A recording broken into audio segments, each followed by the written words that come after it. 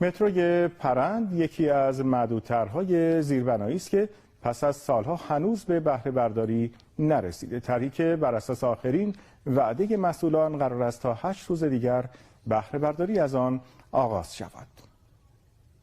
مترو پرند، طرحی که با وجود تقاضای زیاد حالا بهره برداری از آن به قصه 1001 شب تبدیل شده. قول و قرارهای گذشته به کنار، اما در سال جاری نخستین بار پیمانکار طرح بود که اعلام کرد هر دو خط مترو پرند تا شهریور ماه به بهره برداری میرسد. ما توی مرداد ماه قطار با برق اینجا خواهیم آورد، بهش میگیم تست گرم خواهیم کرد و انشالله تصمیم داریم که تو شهریور ماه مسافرگیریش انجام بشه و مردم از این خط استفاده بکنن. البته زاکانی شهردار تهران هم در همان ایام از تعیین تکلیف نهایی این طرح خبر داد و گفت مقرر شده تا در نیمه اول امسال اتفاقات خوبی در این زمینه بیفتد. جلسه گذاشتن تعیین تکلیف کردن و امیدوار هستیم تو نیمه اول امسال این افتتاح صورت بگیره. شهریور آمد و این طرح همچنان درگیر امواگرها بود، اما این بار احمدی فرماندار پرند بود که وعده بهره برداری مترو را در آینده نزدیک میداد. ان شاءالله در مهر ماه بعد از 2 دهه توقف در پروژه مترو شهر پرند این مترو رو به مردم عزیز شهر پرندمون تقدیم کنیم. هرمزی معاون حمل و نقل شهرداری تهران هم اواخر شهریور اعلام کرد که این قصه ناتمام تا پایان مهر به سرانجام میرسد. ما تا همه اومدن پای کار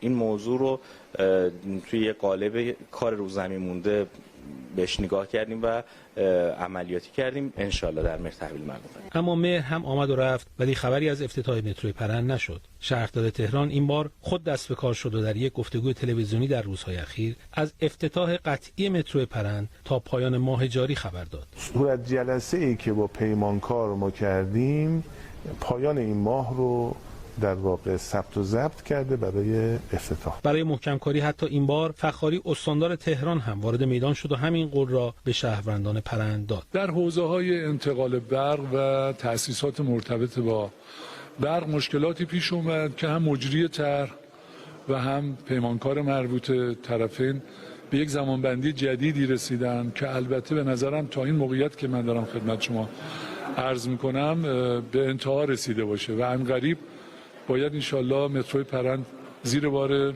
نقل و انتقال مسافر بره و ما امیدواریم که این کار هر چه زودتر صورت بپذیره. حالا باید دید که ساکنان پرند آیا در روزهای باقی مانده از آبان می توانند از این زیر ساخت شهری استفاده کنند یا چشم انتظاری مردم پرند همچنان ادامه خواهد یافت. محمد حسین حبیبزاده، خبرگزاری صدا و سیما.